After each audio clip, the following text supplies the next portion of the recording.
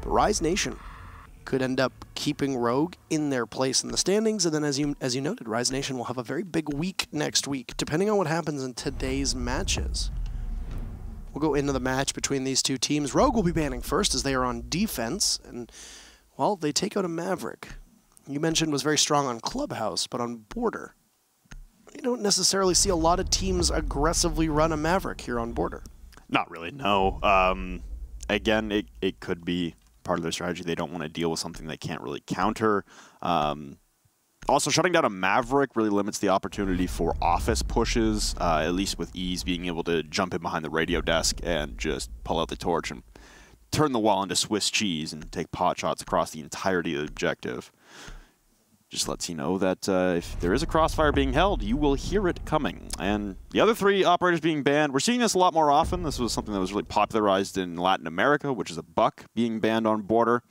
Has a great effect, especially with dealing with an armory defense. You don't have to worry about verticality as much. You can still have a Jackal pushing down below with the secondary shotgun, but not the same kind of effect as the Skeleton Key. One of the operators let through, though, that Acid will be playing is a Nomad. And there are only a few rotations, and especially inside of the objective itself. You don't really see a lot of map manipulation for rotates inside of Armory and Archives. You just go through the door. And a Nomad, if she is somehow able to get an air jab onto that door, will make life absolute hell for anyone trying to maneuver between those bomb sites. And you've also got the possibility of that locker sandwich window rappel that seemingly everyone runs these days, which is a Nomad on every possible jump out. You sit on that window and collect as many free kills as you want. I mean, not even necessarily just jump outs for a Nomad here. You're going to want to focus on the fact that was that just an just an impact grenade that was thrown at the door? Well, whatever it was, Easy's down 20 HP. Yeah, I think Easily is running impact grenades on the smoke. We need clarification on that. He is. He accidentally threw one at the door next to the armory wall, taking a portion of his HP away, and this is, well, there you go. He used the other one. I'm not sure if either he thought he had barbed wire, or I'm assuming he must have thought he had barbed wire because he probably meant to put barbed wire down in front of the armory door. He's going to get docked up regardless, so Vert will set him back to 100 as that overheal slowly works its way back down to 100. For the way that we've seen these teams use their docks, though, there's actually a real application of these stim pistols, so that is a loss of utility that really could have been prevented. So Rise is wasting no time whatsoever getting into the building. 20 seconds into the round, you've already seen Crazy be able to take east stairs, and Vertical's going to go for a spawn peek and take out the Nomad. Say goodbye to Acid and all of that anti-flank potential that we had mentioned, either on the runouts or even in close corridors, as I was interrupted from describing that due to Easily fat-fingering the grenade. Crazy's going to get taken down. This looks like Vertical playing all the way in CCTV. And I don't know what is going on, but something has gone quite wrong. Slash in a position to possibly net 2 kills for Slash, playing on that Hibana open wall. And things have gone from bad to worse for Rise Nation. It's only taken a minute on the clock, and they find themselves in serious trouble. Much more aggressive stance here from Rogue, and honestly every engagement. So you've still got Hyper out on Rappel looking in through the radio desk window up towards the top bookshelf position, where this looks like it's either Easily or Shuttle. It's Vert, actually. He's made it all the way back. He's playing over in CC, so a very versatile Vertical today, maneuvering across the entire backside of the map. And an office push for Rise Nation attempted, and an office push stifled in its tracks immediately. Vandal and Hyper, the last 2 remaining attackers for Rise Nation, as they try to salvage what is almost assuredly a lost round. You've now got a mirror window placed on that Archives wall into the radio desk window as well. Contesting up against Slash now is Vandal as he's maneuvered over. Pushing in and up against the break room door, but can't really find an entrance. Trying to back his way out of a sticky spot now is Hyper as he slowly creeps his way back towards the corner of the balcony to safety, triggering a Legion Mine. Now Slash will hear this ring out and jump out. Okay, it's going for a long, long walk outside, but Vandal has made it all the way in the door and lets him pass the window up against the soft wall now, and he still can't collect the kill. Finally, Hyper is able to shut down Vertical, the dock playing inside of Archives, but you've allowed Slash to escape, and you're toiling with the time remaining. Actually, kind of surprised with how slow Rise has taken this. But, I mean, they have swung what was a bad situation, a 2v4 to a 2v3. Position's going to be given away for the Sledge as he just tries to tussle with the mirror window. Even things up, though. There you go. Hyper, 2 very pivotal kills. Easley's trying his darndest to ensure that that's where it gets to, but doesn't go any farther. Diffuser will need to be retrieved. Oh, but a beautiful shot from Vandal will set us up into a 1v1. And Shuttle just needs to sit and wait through metal detectors, and he'll take Vandal down. It was a round that looked like Rogue had won it in the first minute of play, but a good recovery from Rise was able to keep it very close. For Rogue, that possibly could be a warning sign as we go farther into this matchup. But ultimately, I really liked what we saw from Rise there. It boiled down as well to Rogue taking a lot of fights that they really didn't need to take. There wasn't very much patience on Rogue's side, and they could have just waited for Rise to come on in. Good example of that was how Slash jumped out of security. Really didn't need to do that. Could have just sat and waited. Maybe a fear of getting grenaded by the Sledge was in his mind, but ultimately, Rogue could have been a little bit more patient, and that round probably wouldn't have ended up being that close. Rogue putting the gas pedal all the way down on the floor in the first 10 seconds of the round and never really letting up. They play with that high tempo for the entirety of the round, but it was good resiliency there. Intrepid attempt at a comeback there for Vandal and Hyper, but ultimately it fizzles out in the dying seconds as it was a good play there from Shuttle to rotate out of the objective. Not something you'd typically do in a 1v1, surrender the objective, but knew he had the cross, knew that a plant would have to go down, and Vandal went hunting for the kill on 5 HP, and there was not a lot left to be done there for Vandal. He took the best possible play at his disposal, and Shuttle was just in a better position. So Rogue start things off with a 1-0 lead, and Slash again be setting up a mirror, this time facing in towards Fountain on the Archives wall, but mirror setups dictating a lot of the positioning for Rogue in that round, and they'll continue to do so here. The second one placed inside of the small office. For the setup for Rise, I guess your main objective, keep Acid alive for more than 20 seconds and get ready for the aggression, because Rogue, again, don't seem keen on slowing down the pace of this game anytime soon. Rise Nation can obviously get in and take up a lot of space very fast. They're a very aggressive team. We've seen them be able to do that on Villa last week, even though there was some struggles from Rise in that match in particular. I mean, they only won one attacking round. They won every single defensive round. So if you're Rise, you want to try to extend a lead in the attacking round, secure yourself a possible victory, because you seem to be much more confident on defense. That was something that England actually mentioned in the interview, was that they feel they're much better on the defender side of things.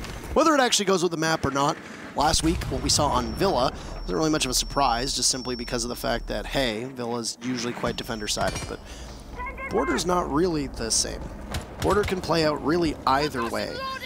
The entry there from Rise is actually going to be undone just by the fact that the wall doesn't get opened up exactly as they need it to, so it might need another round of Excaros onto that office wall.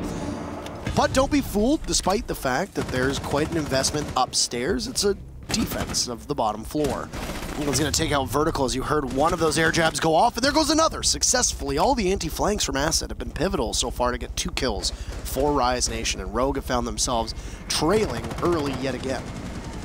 And another one collected on the top of these stairs for Acid as Slash tried to go for the rotate up, and Hyper through the Fountain wall will collect the headshot onto Shuttle, leaving 1 man alive for Rogue easily. Left to disaster and left to his devices in the bathroom hallway, and England will wrap that up with a nice little bow. So Rise, they bring one back, and almost mirroring the story of their season this year. Bringing one back from the depths. I mean, you look at that first round, and you got to give a lot of credit to Rise for the way they played it, but it was more so Rogue just being too aggressive. I mean, Rogue did look like they were being aggressive on that round, but no more aggressive than some teams like to play on defense. It was more a successful entry for Rise. And they had the tools at their disposal. You heard 2 of the air jabs go off from Acid, both of them immediately leading to kills. That's good utility use from Acid. It also speaks into a bit of recklessness from Rogue, though. You have to assume that there's going to be a Nomad on the board every single attacking round. You had a Nomad on the very first round. You saw Acid lock her in on the second, and now look at that. Another opportunity for a Nomad. And unless you're Rogue and you're thinking that there's going to be a 6th pick off for Rise Nation, which, why would you 6 pick off of the Nomad? maybe be a little bit less aggressive and take fewer chances, because you end up in a position like we saw on that previous round where, hey, you get knocked down, you're extremely vulnerable, and if a good team plays that well, as Rise did in that particular round, then you end up being able to capitalize on 2 of those airdrops when you know your opponent is immobile. Yeah, for Rogue, like you said as well before we got started here, not a lot to be played for here for Rogue, so understandable that they kind of just want to swing for the fences. This is their swan song. This is their farewell tour for Season 9. They got no chance of being even in a relegation position. They got no chance of going to Milan. The big thing here for Rise is to capitalize on that. If Rogue are going to keep playing this way and like I said, swinging for the fences here, taking aggressive shots at every turn, then by all means, if you're Rise, you're comfortable with that. You just got to be able to play down to that play style, and oof. Nice angle there from Hyper, dropping Eclipse down to 5 HP inside a Fountain. So another good start here for Rise in back-to-back rounds. They're looking to collect onto Eclipse and then follow it up onto Vert, and we'll go for another verse of the same round last time. Doing their best impression of Team Empire, Rise Nation have entered from the east side every single round so far, and you just need to be very straightforward about it. Doesn't need a ton of sophistication. You just walk in, take up the ground that you need. You can do so a bit aggressively, and then just ensure that if anybody tries to push you, well, they get knocked right down. It's actually reminiscent of what we saw from Rise last round. Except the difference was that Rogue were not able to fall off as well. They were surviving for 60 seconds. Well, it's been a bit slower because Rogue is still sitting and waiting. He might lose the Mira here, but no, it'll be one throwable for another. Frag grenade goes out, it gets answered by a Nitro Cell. Vandal downed and gone. Eclipse additionally downed. Doesn't look like he'd be finished off. Slash will use him as bait, and this is perfect for Rogue. They find themselves now with a numbers advantage of their own. So Rise is going to be halted in the offices for the time being. Eclipse will be able to get pulled back up to a tiny portion of his HP, and it's going to necessitate a bit of a move from Rise. Where are they going to go? Well, we saw the Nomad of Acid rotating on over to security, while both the Hibana and the Thatcher are still sitting and waiting over on the office side, but it appears that it'll be a rotate from them as well, as now Crazy is the next to fall off his position inside of office. A much more reserved Rogue in this round seems to be garnering them plenty of success, as Eclipse was previously downed off inside of the small office, and he's been able to be resuscitated back to life. So now it's a full rotate coming out from Rise Nation, as they identify that there is no entering and bombarding in through Armory. England is just going to full send into Ventilation. Cut down from above, Eclipse raining down Hellfire, and they both line up for him. England collects one, now stuck at the rotate. Shuttle will lock it down onto Crazy. Valiant attempt to just turn tail and run into the objective, but a good lockdown there from Rogue. Hatches above for quick rotations, and much more reserved Rogue nets them another round. It's suspect that if there was more ammunition in the magazine, that Type 89 for the Hibana, that you probably would have been able to get both of those kills. They lined up perfectly, but I mean, you've only got 20 bullets. 21 to be exact. You're not going to be able to do all that much unless you're hitting heads. Last I checked, despite the outcry on Twitter, this is still a one-shot headshot game. So technically, I guess you only need 2 bullets for 2 kills. There you go. If my math is correct. Not that I'm trying to incite any debate among the masses. It's surely a very uncontroversial opinion. But no, all in good humor, all in good fun. In regards to the way that the game is played out in that one headshot mechanic, which some people are a fan of and some people are not. It's actually kind of gripped the pro community by storm. It's been very interesting watching the different personalities weigh in on that, because I think there's some interesting arguments on both sides of the equation there. So for the time being, it's still going to persist, and it's not going to do all that much for England, who was only able to get 1 kill instead of the 2 if his magazine had a little bit larger size. It's basically my long-winded attempt to get to the point. There you go. I mean, you got there eventually. Sometimes brevity is not my strong suit, Rob, but that's okay.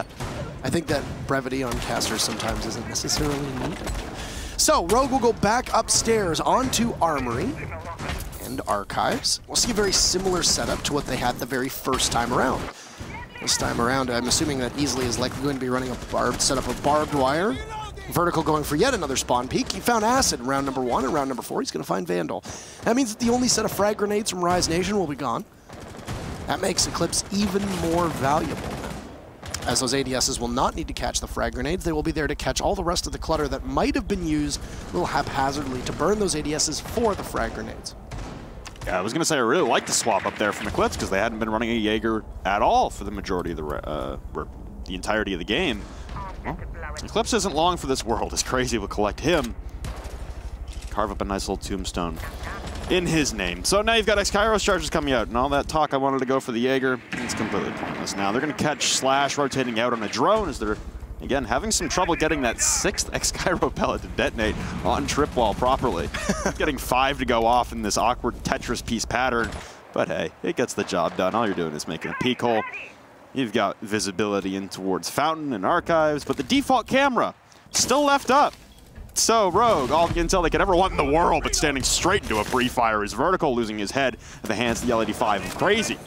Good trade back there as they've already lost one L85, and now they've lost the mirror. So even though the default camera is still up, feeding them limitless intel, they'll have to peel back as Archives finally has a hole punched in it.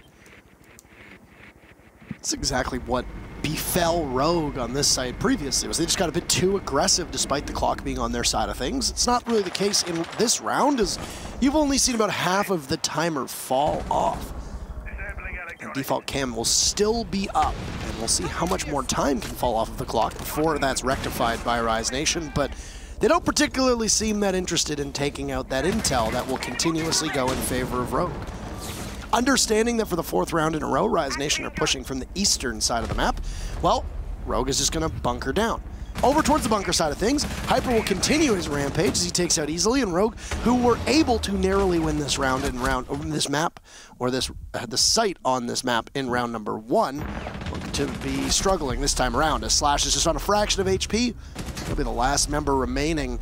Acid, who has not just shown in terms of utility, but also in fragging potential, is able to get the very final 2 kills for Rise Nation. Neither of these teams really seem interested in being able to put together any consistency on this side of the equation. It's 2 rounds for Rogue and 2 rounds for Rise, but they've traded back and forth. So we head to round number 5, and it's going to be another Armory Lockers and Archives defense for Rogue. Things got hairy on round number 1, but they still won it in a 1v1. Things went downright ugly in that previous round for Rogue. And Rise Nation were just better every step of the way, especially that beautiful shot from Hyper all the way down onto, I believe it was Easily, who tried to pop up and take out Hyper over on the Archives balcony. We'll say a quick prayer for Acid's headshot percentage. He had 1 kill, I believe, last week or 2 weeks ago. It was the only kill in the game. I believe he went 1 in 10, if I'm not mistaken. But it was a headshot, so he had a 100% headshot percentage on the day. He was flaunting that on Twitter. But now he's got 4 kills. Neither of those last 2 were headshots, so that percentage is going to keep dropping, and that's unfortunate. What a shame that is. Absolutely. Not being able to talk about those numbers on the Twitter. Yeah. I mean, hey, I'd rather take 4 kills over 1 headshot any day of the week. Rise, again, able to equalize. We stand at a 2-2 scoreline. And again, it's the story of, will Rise play aggressive and fall into the hands of Rise? Or will Rogue play a little more reserved, like themselves, and honestly get the win? It seems like it's up to Rogue right now whether or not they want to win or lose the rounds. Rise, not a lot of adaptability or flexibility on the push. They run the same thing over and over again, and granted, it's worked 50% of the time, so why make too many changes if Rogue are going to keep walking into your trap? 50% of the time, all the time, they could possibly say. But looks like we're going to have Rise lining up for another East take. They've had some trouble getting the X-Kairos on the office wall. I'd suspect that we're going to see the same play from England, just trying to puncture that defense. Basically forcing 1 member of Rogue off early. Seeing that the drone that was up there on the skylight spotted Slash inside of office.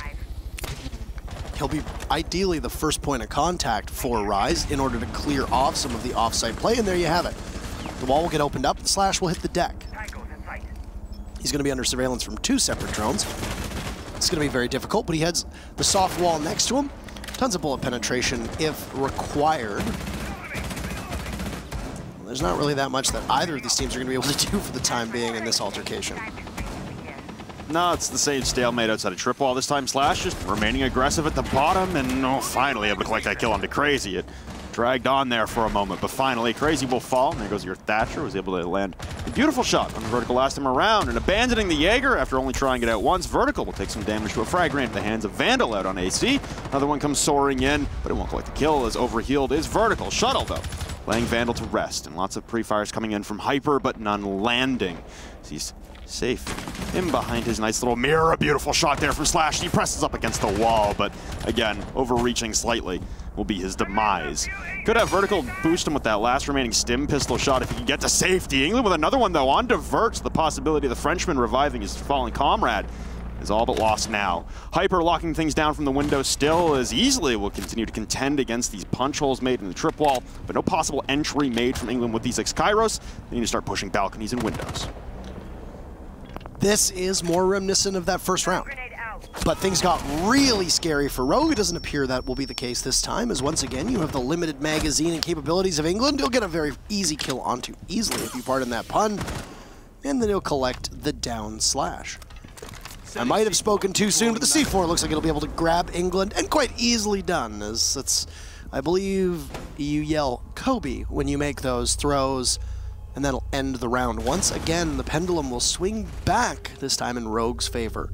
It'll be the final defense for Rogue, and with them winning Armory, they'll almost assuredly head downstairs to Workshop unless we see a possible wrench in the plan. Go over to Customs or even Tellers downstairs, but that doesn't look to be the case. The pretty standard secondary site for most teams on border will be the showdown for Rogue's final defense. If all goes according to plan, Rise will be able to take this one quite swiftly, and then we'll move over to the second half with both teams tied up, which will stare us down a beautiful draw and be able to see England yet again in an interview. Possibly.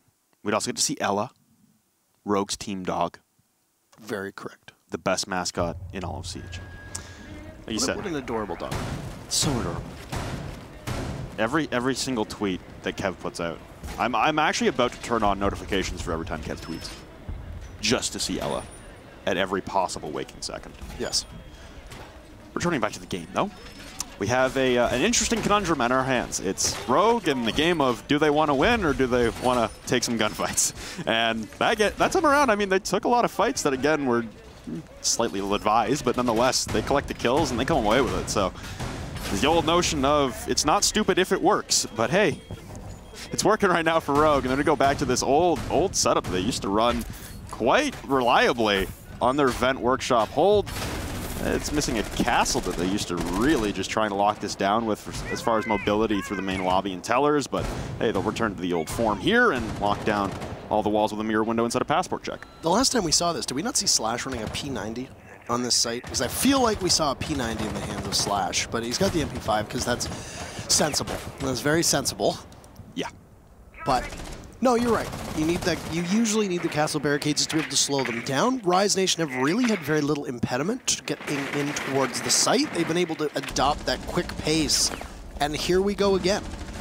It seems like this entire second floor, at least over on the east side, for the 6th round in a row, Rise will take the exact same set of control over the map. Is that a nitro cell that just went off? That it's the new breaching charge animation. Hurt Hyper. A breaching charge went off behind him and did damage to him. Yeah. All right. That's what that little haze was.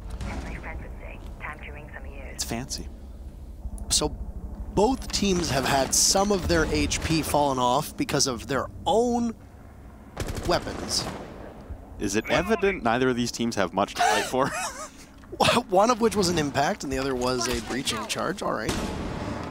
So a quick advance from Rise to be able to take the east side, but they'll get slowed down over on the Archive side. Eclipse, once again, so accurate. It's the second time in a row that he'll use a C4 to end England's reign. The Eclipse falls as well, so immediately traded off. Vertical will rotate around to security, and if he goes undetected, this could be a potential bad situation for Rise. Yeah, we eclipse the midway point in the round, and we stand level at a 4v4. But that's your hard breacher taken away on England, and still got all these air jabs in place to lock down any possible rotations. And it looked like there was an air jab over on security, so it's unlikely that you'd be able to see Vertical get out without his position being given away. And got this mirror window opened up, and Slash still lasing in plenty of fire, but unable to collect a kill onto either Vandal or Hyper. And now shots come raining in through that soft wall as they both stack in behind the half walls, guarding these stairs and looking away momentarily for a drone. Oh, but sprayed down through the wall. Shuttle hears the breaching charge come out as he's able to collect a kill and the headshot onto Crazy. It'll also be Vandal falling, so now you're leaving Hyper on 20 HP as he's inside of Tellers, and Acid upstairs locking down any possible rotations, trying to utilize any of the remaining verticality. But speaking of verticality, Vertical laying in wait at the break room door, unable to finally land the lethal shot. Ducking away now as Acid as he continues to retreat, and it would be all for naught. It's Hyper now toiling inside of Tellers. There's not much left to be done here as it's Slash who will lose his head. Just the tiniest pixel peeking over the edge of that passport check desk, but Hyper with the fuser at hand. Inside of Tellers will vault out with 15 seconds remaining. There's a flank from above on Vertical. There's two on site at 100 HP. All the possible utility you could ever desire in the world, and Rogue is going to send it into the half, up 4-2. So, where goes that consistency back and forth? Thought it was going to be Rise being able to take 3, but no. So, we're going to get opportunity to see if this was just the way that the teams were playing. I don't suspect that when you look at Border and the way these two teams are playing that the defense or the attackers really have an inherent advantage. No. I do think that Rise were maybe being a little bit too quick on some of their takes with maybe minimal information, oftentimes relying on the air jabs as your sole defense against flanks.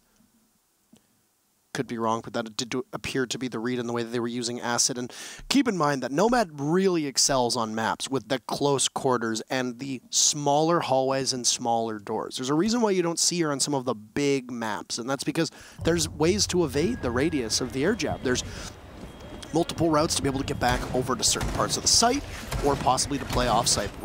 With Border, it is a large map, but it is deceptively small in some areas, and it can be very difficult for you to be able to return to either a site or possibly go for a flank, as we saw through that armory wall, over towards security, or even downstairs if you want to try to ascend one of the staircases. A single air jab will not just hold you back, but also very similar to a lot of the other intel gatherers that we have on defense, but for the attackers, we'll at least let them know that, hey, there's somebody in this general vicinity. It's not going to kill you like a Claymore, but it's at least going to give you information that will oftentimes end up with a kill on your side of things. No real surprise to see us go up to Armory on the very first defense for Rise Nation. Very similar lineup for both teams here. A Doc is almost always a staple. They have great gunners on both sides. It's likely to see both Hyper and Vertical on an ACOG on defense, so there you have it. I don't imagine that we'll see Hyper switch off unless they go to a different site because they consistently win Armory, but that's farther down the road. One thing I really liked from last round as far as Roy was concerned was their defense. You know, they kept running into this east-west push that you talked about nonstop, very Empire-esque from Rise, and they were still contesting vertically, and then in the last round, to try and get your edge heading into the half, they switched it up to an entirely horizontal hold. They abandoned the top floor, they leave Vert up there for a flank, but other than that, not a lot of contention on the top floor. Stark contrast to the previous 5 rounds. But now it's up to Rise to try and create their own defensive stands, and Slash, he screams out in anguish.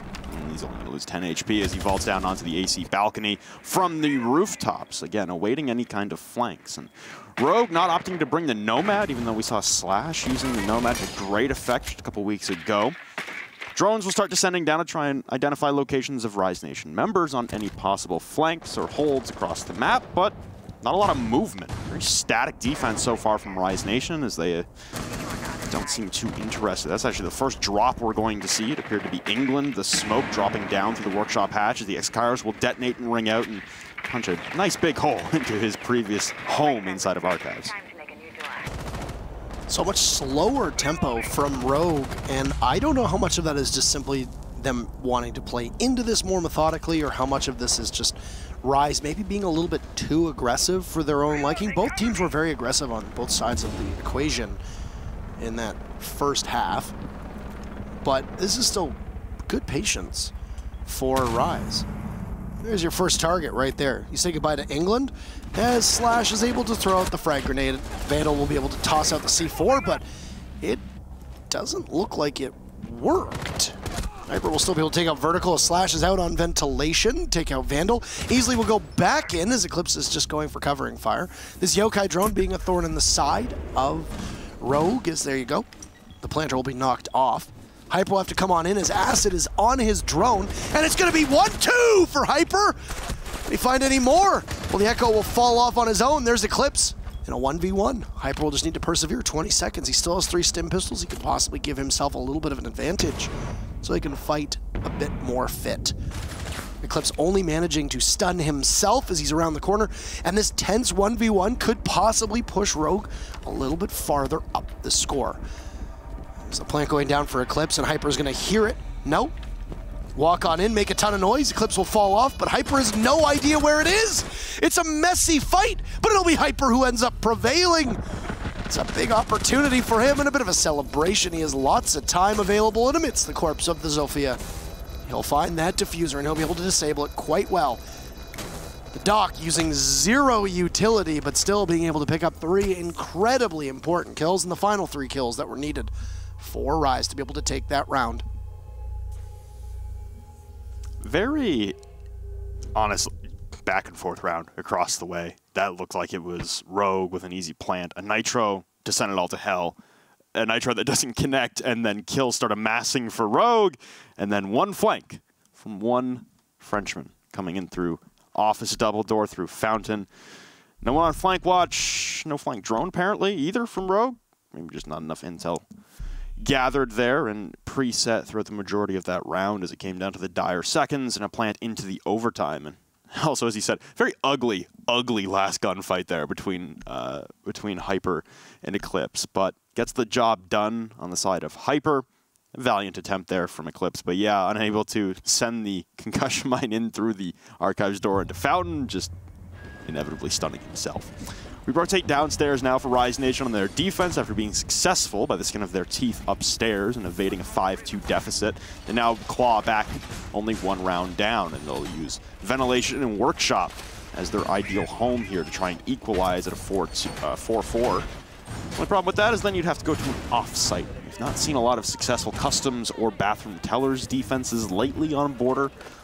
Typically, it's almost in that same scenario as Oregon with your kitchen, dining, and your tower defenses, but slightly better conversion ratio on the border offsites than the Oregon ones. Right, but how much of that also boiled down to Mira not being available for a lot of those sites, right? Because Customs was largely popularized after Mira became a mainstay here on border. A lot of teams will credit the G2 roster for being not maybe the originators of that strategy, but the ones who popularized it overall. Sometimes you don't need to be the first. You just need to be the one who does it best. There's a couple tech companies that jump to mind with that kind of comparison. So for Rogue, they also look like they're going to possibly be going for a west take this side. Doesn't look like it'll be on the east, which has been the location of almost every push from both of these teams. Vertical is all on his lonesome over on the east side. He'll get droned in from Shuttle. In fact, it actually doesn't look like Rise is going to be holding the east themselves either. They'll be holding it a little farther back. So it's very commonplace for teams to be over on the Archives side, watching inside of Office, but the actual Office wall will be soft, which is what will allow the sledge of Slash to smash it open. But for just a moment there, he'll spot the mirror window. And I think with most teams, you anticipate that there's going to be heavy presence inside of Archives. You're going to need to tackle that first, and that will be the first struggle for Rogue. See all the drones come flooding out of the pockets here for Rogue as they try to assess the situation and the task at hand. This soft wall here, it's very precarious to sit behind as Shuttle will prep an EMP and launch that thing all the way into the depths of Fountain. It'll ring out and possibly you're looking to catch any ADSs there to stall out any frag grenades. A bandit battery going down. Oh! An overcooked frag grenade from Slash, and singeing the edges of the frag will only singe the edges of Hyper. A second one will now be cooked out as a Nitro cell comes soaring across, and that'll put Vertical to rest. As now the bandit of Hyper still at 50 HP inside of Fountain. Nothing really causing many distress at the moment. Usually will vault into the balcony as well to try and join the fight, but the open wall inside of Archives allowing purview to Shuttle behind the radio desk. Slash trying to tango in, but there's not a lot to be done here for Rogue as we're in the last minute of the round now. Slash has been down got Shuttle trying to crouch his way on through. He's able to collect one onto Crazy. Bleeding out now in the midst of the hallway is Slashug, but with 45 seconds left, Rise have done a very, very excellent job stalling us out topside. So Rogue's in trouble now, and this lead that they had built up over time has almost disappeared and could possibly disappear at the end of this round, as things will surely start to heat up for the time. It is almost all gone in this round. Rogue will have to scramble to try to get out and maybe go for something different, because they realized that attacking and pressuring that top floor was getting them nowhere. They'll pick up Slash and Shuttle very low on HP as well. Means that this won't be very difficult for Rise Nation's guns to be able to fell the remaining members of Rogue. And as Rogue will circle on over towards the west side now, heading on the main floor, Shuttle walk right in. Rogue actually winning this. They're just taking the fight straight to them. Hyper is there trying to hold it all together, but nobody's going for the plant. No, easily managed to get it down. And there's Hyper walking back into the site. It's a 1v3 with Diffuser down for Rogue. A beautiful shot from Hyper and a good read onto Easily. Lots of marks, so the information might be there for Hyper as he'll now go for the back of the site. He heads on over towards the workshop side of things. He's got a rotate hole available that was created for him, but these are going to be angles held, and it'll be Eclipse who finds him first. Rogue will be able to shut down Rise Nation, and Rogue will once again take another round. So these teams will go back and forth over the last three. Rogue did win 2 in a row, but we're back to the norm. You win one, you lose one. You win one, you lose one. Right now, just based on numbers, this means that Rogue should be able to take the matchup. But, as you mentioned, if Rise were to win 2 in a row, that would push them onto an unfavorable site, which once again would give the advantage to the attackers, just simply based on the way that the 2 other sites tend to work on border as of late. Not wanting to possibly do something, I guess, crazy. It'll be Workshop yet again for Rise Nation.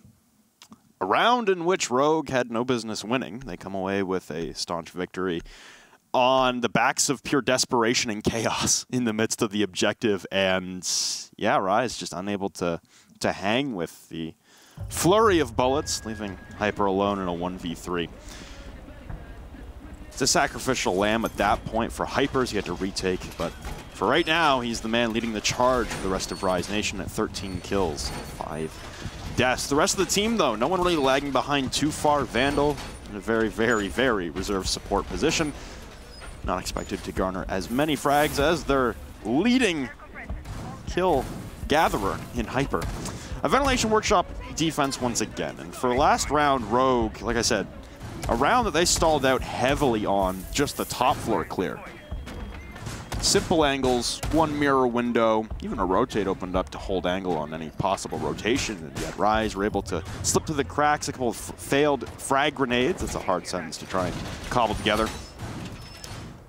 Just a very surprising stall out there from Rogue. Like you said, a team that took such tempo early on in this match, now on the attacking side, seemingly stalling out in a majority of their rounds. So the objective here for Rogue, extend the tempo, pick up the pace, get the gas pedal down, and it looks like they're going to alter the entire ideology of this push. Is finally we see a west side push towards Armory Wall. Stark contrast the entirety of the last 8 rounds. Only took 9 rounds there, Rob, for us to finally see this happen. And I mean, there's a couple more rounds left, so we could possibly see it emerge yet again.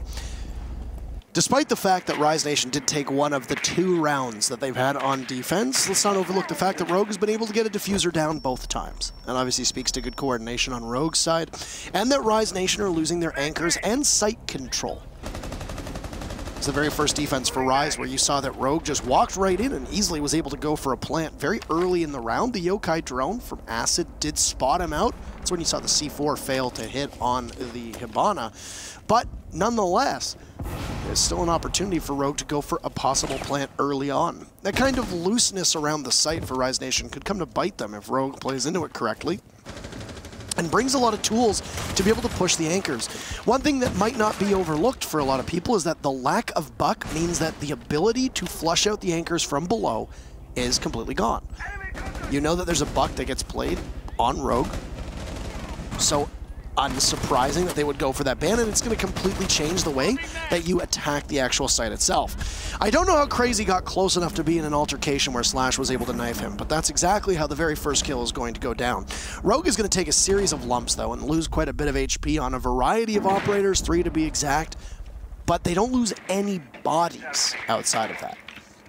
I'm just lost at what the plan is here for Rogue. They go for an armory take, make it in CC. They have pressure on the armory wall, and then they try to push all down the hallway to go get office control. Nonetheless, it works out for the most part, but they allowed Hyper to sneak in behind them into CCTV, although he was being jackal-tracked by Vertical and dealt quite a bit of damage onto Easily in the midst of the hallway, unable to collect the lethal blow. So it's a retreat now for Rise Nation as again we enter the dying seconds of the round 30 and counting. So Toxic Babe will start choking out Vert, and he's stuck inside of the bathroom stall. Escapes with just under 25 HP as again walked down to the bathroom hallway. You've got 3 members of Rogue below 50.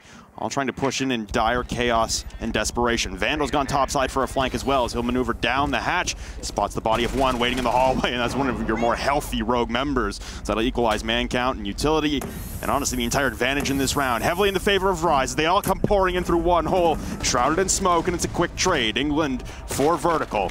Plant going down now from Easily, though. It'll be stalled out from the hallway. Slash able to collect onto Acid, but another round where Rogue can't get the speed up to par. Shots to the wall rang out, and Rise able to collect yet another round. We go back and forth. 30 seconds left. There were 2 people dead, but you had over half of the teams, or the players in the teams, very low on HP. The amount of damage that had been dealt, but nobody had been able to secure a kill off of it. And then it really comes down to that last-minute do-or-die push from Rogue, and it's Vandal who is able to save the day, alongside the smoke of England dying a little bit earlier on, but you have Vandal on the Mira to be able to take down Easily, who's going for the plant over on the default spot, just underneath that light inside of Workshop. And because of this, it doesn't matter that Rogue still had a couple bodies upright. The person who was going to get the diffuser down was removed from the equation. Easily was successful those first 2 rounds on attack at getting the diffuser down, and despite the fact that his stat line doesn't look so good on the scoreboard, he's been absolutely pivotal in being able to take up space for Rogue with his hard destructive capabilities, and then also, as we said, 2 successful plants in the first 2 rounds. Now, it doesn't matter if you only have 3 kills. What matters is that you get that diffuser down. It didn't work in round number 7, your very first attack, because of the clutch from Hyper, as he's able to fell both the planter, the guard of the sledge, and then eventually Eclipse as well. But it does work the second time around, and he comes very close the third time. He gets shut down in the dying seconds, and that was not really Easily's fault. I know that we like to throw criticism towards certain players for the mistakes that they make, but in this regard, Easily just didn't have appropriate cover. And given the fact that Rogue still had a couple bodies upright, you would have figured that somebody was watching that angle by the main lobby, which is where Vandal was playing, over by the customs door. It wasn't to be, though. And because of that, Rise Nation just simply play the clock correctly, as nobody from Rogue could correct and pick up the diffuser and get the plant down. So, by virtue of the way that the site rotation works, we'll go back upstairs to Armory. It worked for Rise on a miraculous clutch that came out from Hyper, picking up the final 3 kills onto Rogue and getting the diffuser as well. If we see that same performance, then it will be tied up. But, as the pattern has been so far, this does appear to be Rogue's round, as the legend will has been foretold. Well, England will start things off. 20 HP down. Not sure if those were errant shots coming out of the spawn or another botched impact grenade, but nonetheless, the smoke, the anchor, the team captain, the IGL, he'll be without 20 of his 100 possible HP. A lot of drones coming out now, descending onto Crazy. The Jaeger playing in the depths of CCTV behind the circle monitors. You've also got support from Crazy playing the mirror inside of Cubby. Slash taking aim with the SMG-11 rather than the L-85, but he's going to fall straight on Crazy and collect the first. Have to reload the mag with only 5 left. Back up to 17 now, as Easily will collect with 2 big kills on the Hyper and Vandal. England finally able to trade out Vert as he presses into break room through those back fountain walls, but suddenly, the midway point in the round, Rogue finally stepped on the gas pedal and they got a chokehold on the round. And it's Easily with the 2 big kills. I feel like we were talking a little bit about him but just a couple seconds ago, and he manages to not just do work as your hard breacher and your planter, but also being able to alleviate some of the worry that the rest of his team would have. And quite ironically, the worry that he would have as well, trying to get that diffuser down, knowing that there's possibly some anchor play left. Now, if you're Rise, you're still buoyed by the fact that there's both an Echo and a Smoke as the 2 remaining operators. Not bad weaponry, but the utility for a plant denial is what's going to be required the most, but that's 3 kills for Easily. He's just finding everybody. Doesn't matter if it's the Zofia using her utility or the barrel of her gun. Eclipse will finish things off. Only 1 body lost from Rogue on what was an incredible entry being able to pick apart Rise Nation's defense within 90 seconds of the round beginning, and now Rogue will find themselves on match point. Back and forth, back and forth, back and forth. We'll head into round number 11 with Rogue sitting one round away from taking it all. Well, should this go the distance in the, I guess, inevitable back and forth trade we have with rounds, it'll be a 7-5 for Rogue. But if you're Rise Nation here, you've now surrendered the possibility for 3 points, and those would have been 3 huge points, because heading into the last week, regardless of what happens in the next game between Space Station Gaming and Accelerate, you would have been safe in 6th place no matter what. But now, you've only got the possibility for 1, so you got to win 2 in a row just to get that one, and then you got to sit and pray for the next hour that EXG have a misstep and stay down in 7th. EXG with a roster change, and we'll talk about that later. But right now for Rise, your back is against the wall. You need to get this 1 point just to try and add some separation between yourselves and your counterparts who started the season nearly as poor as you, but the back half for Rise has been mighty impressive, and right now Rogue seem to have the only coherent answer for it. It'll be a reattempt here of this CCTV hold with the mirror setup and armory lockers again for Rise Nation on the defense, and for this one, don't let easily walk in and start gunning everyone. It's really the only advice I had. I like the setup. You got to be well wary, and I imagine this is why Crazy has 6-picked onto the Frost, is Slash, in typical Slash fashion, decided, okay, I'm gonna kickstart this round. I'm gonna set the tempo. I'm jumping into CC and getting Crazy. SMG-11 in hand, and he collects the kill with ease, so this is a common strategy for whenever someone gets a little too antsy with that kind of play. You saw Dark Zero run Frost setup over on the security side of things, and essentially you just want to hold that position as long as you can, put the frost mats under the windows, and realize that if you're going to do what Slash is going to do, which is hop in the window and go for the kill, despite the fact that Slash did walk away quite wounded from that fight, only at about 30 HP, he's still upright and he's still capable of getting the kills that he needs with 30 HP. As long as you have 1 HP out of the 100 that you're gifted at the start of each round, you're still capable of clutching. We've seen some players do that with around that level of HP. So if you're doing the Frost strat inside of security, well then you just, you know, just essentially wait, buy time, and then even if you lose the fight, your Frost trap will win it eventually. Or so that's the hope. We'll see. You see the concussion coming out up against the floorboards there to try and dispatch of that Frost trap. It has not done the task, as that is still a Frost trap intact underneath the windowsill. I'm sure they're going to wait for a drone to confirm this. I don't think Slash is going to put complete faith in it, but Hyper in the depths of CC as well behind the half wall. He's going to grab 2 easily, and Shuttle both shut down from his mirror position. Crazy as Slash tried to jump in and inevitably hit the Frost trap. So instead of a 5v2 against Rise, they now have it in their favor. Vertical carrying the diffuser outside of CC. Very wary of any pot shots coming from in behind that mirror as Eclipse slow walking his way up metal stairs and now be disoriented by the Yokai drone and cut down for Hyper's 3rd on the round. Vertical, last man standing for Rogue, and nice reactionary shot there onto England, but again, lone survivor, no diffuser in hand as he creeps his way into the backs of Archives, and there goes Acid, there goes your Echo, more shots come flying in to the top of Metal Detector.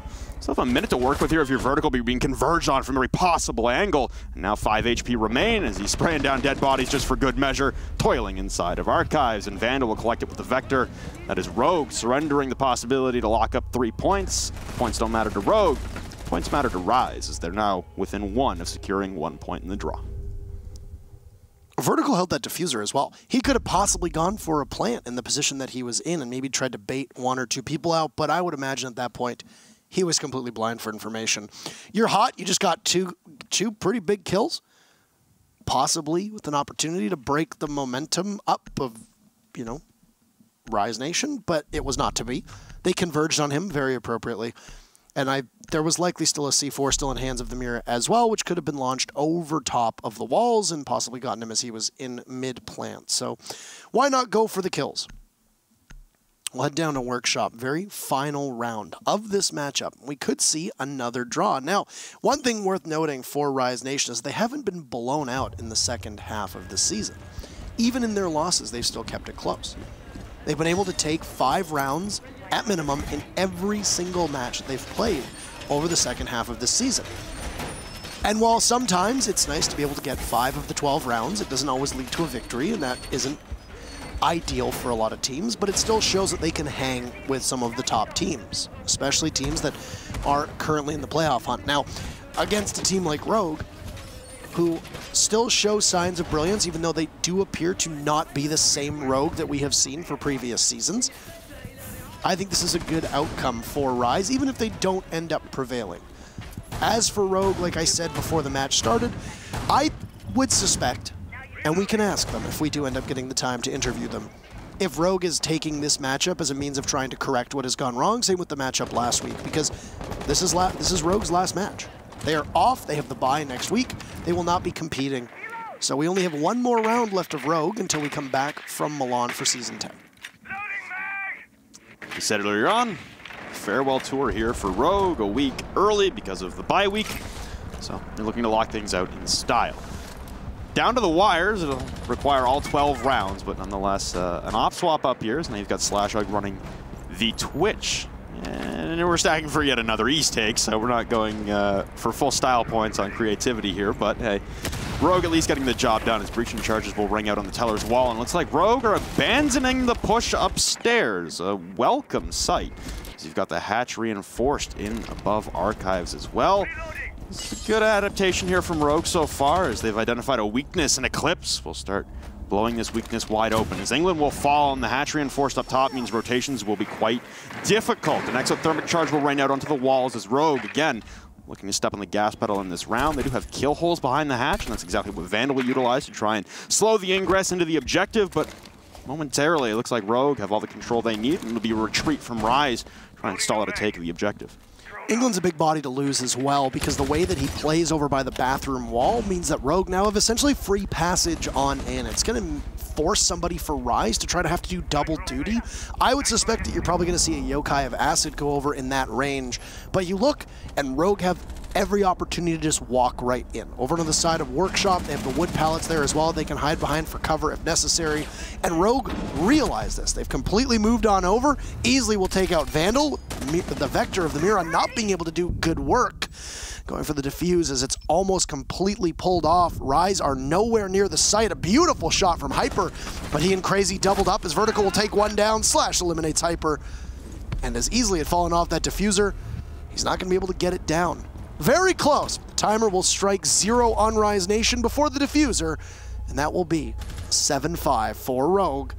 Once again, a largely impactless game for Rogue. Much bigger implications for Rise, knowing that they are in a position to possibly be the team that has to defend their spot in Pro League, depending on what happens with EXG. Kind words being shared to each other in the chat, and we will move on in just a couple minutes to an interview with Ranger, or Easily, or Ella, or whoever wants to take it. Ella, of course, being the team dog for Rogue. That game for Rogue, I mean, like we said, there was not a lot on the line here for Rogue. You're going to finish somewhere between 4th and 6th. Pick your poison. Yeah. Right now, they're up now in points. And what, they have 14 heading in, so I think they now tie Space Station at 4th place for points. They have 15, I thought. At 15? 14, okay. 15? Then Rogue's in 4th, but of course they don't play next week, so there's no possibility for Milan. They were down on the day heading in. So regardless, Rogue come away with a nice little parting present for the fans back home, a 7-5 win over Rise to end their season. They won't be going to Milan. They won't be in worry for relegations. You're set. That's Season 9 in the books for Rogue for the first time in a long time. We won't see them at a LAN tournament, at least early in 2019. There's other opportunities. So this is the first team that we can say that we will not see for the rest of the season. So thank you very much for your service, Rogue. We'll bring up an interview with Ranger now, and we'll be able to ask them exactly what their thoughts were on that matchup and on the season as well. How are you doing, Ranger? Nice to see you. Congratulations on your victory. Yeah, thank you. How are you guys doing? We're doing well. Do you have the dog nearby? I know that this is going to be the question that most people would ask. Spencer just ran upstairs to grab the dog, so perfect. She will be ready for the interview shortly. We were expecting her to be conducting the interview, so that works out great. Let's just stall until she gets here. Perfect. Give the people what they want. I'm used to stalling, so that's okay. Yeah, no, I know. Yeah, you just kind of talk. That's sort of my job. There's the dog. All right. Here's one really cute corgi. Oh. Now, that's the end of your season for Season 9. You have next week off you got eliminated from playoff contention 2 weeks ago. Over the last 2 play days, how much of your focus has been on simply preparing for next season and trying to iron out some of the things that went wrong for you this season? For the most part, I think in the second half of the season, we kind of found our form. We had a couple close losses, and we had the draws versus Space Station and EG. But as far as, the adaptations and changes to our playstyle, I think we're happy with how we're playing as a team now, even if we didn't make the LAN. Whereas the first half of the season, we were very uncomfortable in the way we were playing. Things weren't going right. Obviously, we've made changes since then. Slash it wasn't playing sight anymore. I think we bolstered how strong we are on the roam by adjusting kind of the roles and some of our communication structure and stuff like that. And then this last week, we tested some stuff. Instead of having Shuttle on Smoke, we had Shuttle on Echo and Kev on Smoke, and I think that was a little bit more comfortable for Shuttle. So, obviously, there's going to be little things we toy with. We're not going to stop until, we're winning lands, so... There you have it. And you'll be, presuming that you don't get a spot to go to the U.S. Major as well, then you'll be in a position where you'll have to qualify for that, which we remarked will be the first time that you actually have to fight your way in through qualifiers since the 6 Invitational of last year. Now, going up against... we got invited to the 6 Invitational last year. Oh, that's right. Yeah. That's true. 6 Invitational of year 1 was the last time we qualified through a major through qualifiers. That's very true. The very first one. Yeah, that's very true. Because I was thinking, because you had King George on the roster for the 6 Invitational last year when you were playing in the group stages, if I remember correctly, and then you made the roster change. No, we didn't. We made the roster change in December, before the Invitational. Huh. We picked up Kev after we did not make it to that LAN. And that might have been correct. It definitely is. That might have been correct. I need to do my homework, apparently, on qualifiers. Yeah. All right. It's okay. I only casted some of them, not all of them. Yeah. Now, in your matchup today against Rise, the Buck ban, you're somebody who's very well versed in the theory crafting behind why teams ban certain operators. How much did the Buck ban personally affect you and the team?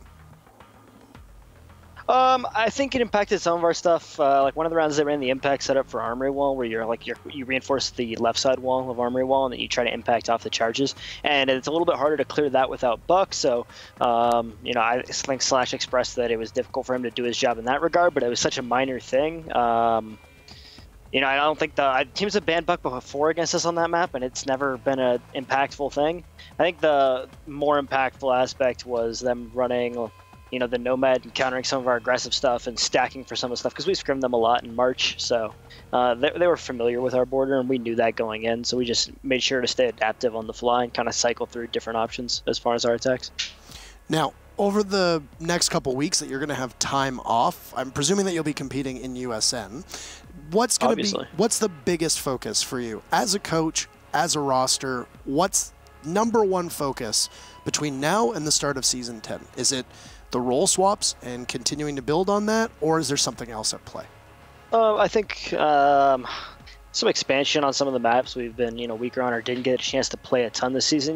We played the full map, but there was a couple maps we didn't get to play this season, so making sure that we're continuing to work them, even if they haven't been played in a match, and just getting ready through these qualifiers, making sure that everyone's comfortable in our roles, and then just tweaking little things and expanding the different strats and stuff we have. Perfect. Well, you've got some time to delve into that, and we'll be seeing you in the U.S. Nationals as well. Anything to say to the fans, etc., at the end of your Season 9 here? And thanks to everyone who supported us. It wasn't the season you guys wanted. It wasn't the season we wanted either, but we'll be back. We got a couple minors, I think, coming up this summer that we look forward to attending. The USA Major, some USN quals, so, we'll be there for all of that, and we won't let you down again, so... Perfect. We expect to see you back in fighting form next season. All the best with the U.S. Nationals, and we'll see you in a couple months. Right. Thank you. Good night, Arthur. I'm not even wearing my Arthur glasses. No, you're not. Also, I want somebody to fact check him, because I distinctly remember being a community caster, casting the open ladder matches for the 6 Invitational qualifiers at the end of 2017, before we did the Super Week of the qualifier matches in January when King George was on that roster, because if you recall, Rogue was the only team that wasn't casted from the open qualifiers. So that is something that you can fact check, because I believe that I am correct on this one.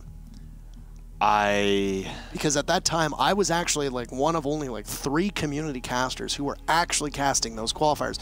Stark contrast to this year, where there was actually so many casters that they actually had to double up on co-casting with each other because there weren't enough games to go around, which is excellent. I remember Flipside, I remember Era, I remember Reckless. That was when Infamy was known as Bird University. Yes. Or Rise Nation, I suppose, was known as Bird University. Yeah. I don't remember seeing Rogue in that bracket, though. I might be wrong on that, but Liquipedia is there to help us. That's what we have at our disposal. So feel free to do the diving yourself. Is it fake news? We don't know. That's for you to decide. We have a break for you, though, and our second matchup, which has playoff implications, as well as the relegation spot at stake for Accelerate. They made a roster change. You might not know who's going to be joining their roster, but we'll find out in just a couple minutes.